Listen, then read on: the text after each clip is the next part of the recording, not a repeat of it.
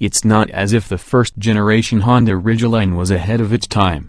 It made its debut in 2005, just as gas prices were transitioning from "whoa, this is getting a little expensive," to "WT crap is going on here?" Not only was it not ahead of its time, it was one of the timeliest automotive introductions in history. There could not have been a better occasion to bring out a more civilized, more efficient pickup. We named it a comparison test winner, then ordered one for 40,000 miles of funding. That Honda's reimagined pickup seated 5 far more comfortably than any of its crew cab contemporaries and rode incomparably better should have kick-started a revolution. And it nearly did. In barely over a month at the beginning of 2008, Toyota and then GMC debuted similarly conceived unibody pickup concepts. GMC's erstwhile chief told us then that he expected the entire compact truck market to go unibody. But after the tumult of that year, the automakers backpedaled to the safety of familiarity. Toyota continued churning out the Tacoma, General Motors kept on building the Chevrolet Colorado and the GMC Canyon, and the Ridgeline faded into obscurity, tumbling from 50,193 sales in 2006 to a low of 9,759 in 2011 before getting canned after the 2014 model year. Good idea, weird idea. But the Ridgeline was a good idea packed with weird ideas: the dual-action tailgate, the in-bed trunk, the flying buttress cab, and the dramatically sloping edge topping each bedside. Many of those good and weird ideas remain in the new generation, but Honda reversed course significantly on the one that it most blames for the Ridgeline's subpar sales: exterior design.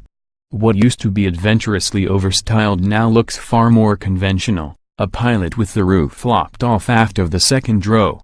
The structure is shared with the Pilot crossover and related to the underpinnings of the upcoming next-generation Odyssey, but nearly every major component is beefed up to handle pickup duty. Engineers tell us the front structure is 17% stronger than that of the Pilot, while the rear is 31% sturdier.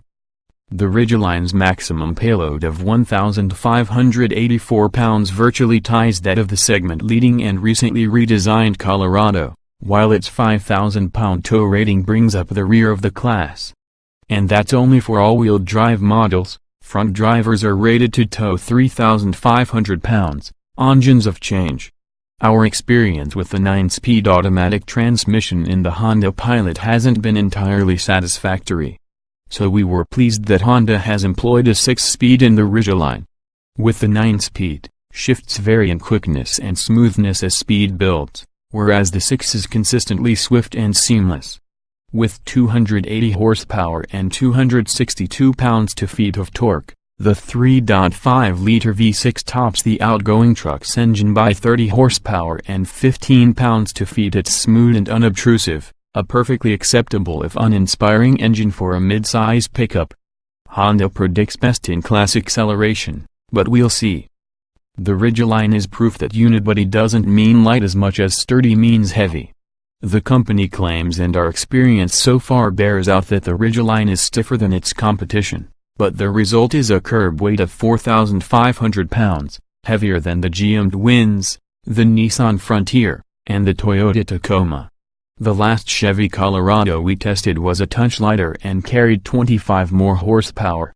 Honda claims best-in-class fuel economy of 19/26 mile per gallon city, highway, and 22 combined for front drivers and 18/25 city, highway, and 21 combines for models with all-wheel drive. But that requires interpreting the class as emitting GM's gasoline and diesel 4 cylinders, both of which better the Honda V6. Got baggage? Ridgeline has cubbies as before. The interior of the Ridgeline positively embarrasses the competition. It feels enormous and comfortable front and rear. The flip-up rear seat remains, providing yet another yawning, weather-protected storage cavity when raised and hiding up to 2.9 cubic feet, enough for at least one golf bag beneath seated passengers. The primary storage location, the bed, now is 4 inches longer than before, at 64 inches. Which makes it longer than those of the crew cab Tacoma and the short bed Colorado, but 10 inches shorter than the long box Chevy. and the Ridgeline is the only truck in the class that can take a 4x8-foot sheet of building material, or a 4x8-foot medieval triptych, laying flat between the wheel wells. Of course, you'll have to drop the tailgate to accommodate an 8-foot load, so invest in some good plastic wrap. It's also the only truck in its class with a bed that doubles as a giant speaker. In top trim levels, 6 so-called exciters are mounted behind the bedsides. If you think of these as speaker magnets that use the panels to which they're affixed as cones, you're pretty close. The upside is that they're waterproof and impact-proof. The downside is that the sound quality is a little lo-fi, and bass is non-existent. Which, if you have any friends who tend toward techno, is not a downside at all. But for doing what one does with a truck bed standing around leaning on it, it's a good means of reproducing country music. Honda expects that you'll use the 400-watt power inverter that upper trims have in the truck bed to power a big screen TV at tailgate parties, during which the bed speakers should wow all of your inebriated neighbors. Different blokes. Neither does any competitor have the Ridgeline's clever tailgate that either drops like a regular truck's or swings open to the driver's side like an old-fashioned station wagon's. Nor do they have the Ridgeline's in-bed trunk beneath the load floor. And most important, none of them come anywhere close to the Ridgeline's ride quality. All it takes is one bump in the Honda to realize that GMC guy from 2008 should have been right. According to Honda's research, less than 10% of mid-size truck buyers ever tow more than 5,000 pounds. Therefore, less than 10% need anything beefier than a Ridgeline. The Honda Ridgeline enjoys a ride that no live-axle, body-on-frame vehicle could dream of. It's all lightness and composure, car-like body control and smoothness. Here, too, the distinction between light truck-duty Ridgeline and even lighter-duty Pilot is appreciable. Whereas the Pilot can wallow and feel a little sloppy, the Ridgeline's firmer tuning gives it a more controlled ride. The soft brake pedal and light steering are perhaps a little too smooth, but at least their operation is progressive. And in this segment, VIG controls are a norm that only the Colorado and Canyon deviate from. Listening to Honda's engineering team rattle off their list of best-in-classes, we couldn't help but detect a hint of exasperation in their voices. They might as well have said, "For the love of God, people, buy our truck." Tech features are another area in which the Ridgeline's more civilized roots place it ahead of the class's top sellers. Adaptive cruise control, forward collision warning and automatic braking, lane departure warning and assist, and blind spot monitors are all available. There's also Apple CarPlay and Android Auto, but no matter how much tech you pack in, we're a long way from accepting Honda's touchscreen infotainment system, which is organized about as logically as the tiles on your Samsung Galaxy's home screen when you turned it on for the first time in the store. The March of Profits. The 2017 Ridgeline will go on sale this June. The RT, RTS, Sport, RTL, and RTLT trim levels are offered with either front or all-wheel drive, and $1,800 upcharge, while the RTLE and Black Edition are strictly all-wheel drive.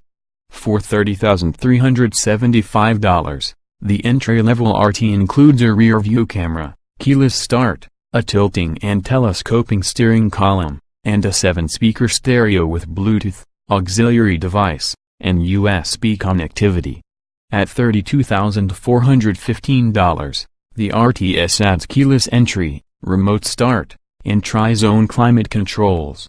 The $33,915 Sport nets black exterior trim, red footwell lighting, and gray painted wheels.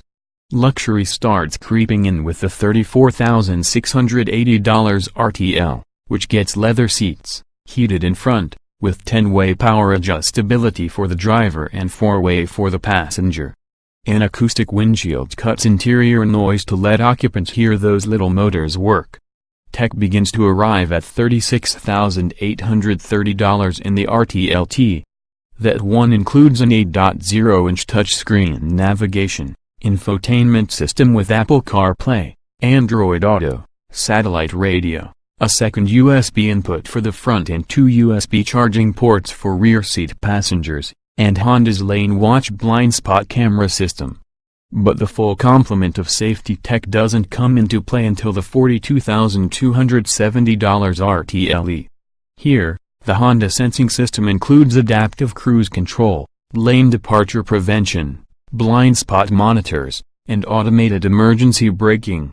Additionally, you get blue ambient lighting, a heated steering wheel, a sunroof, a power sliding rear window, and truck bed audio, plus 8 traditional speakers and the 400-watt in-bed power inverter.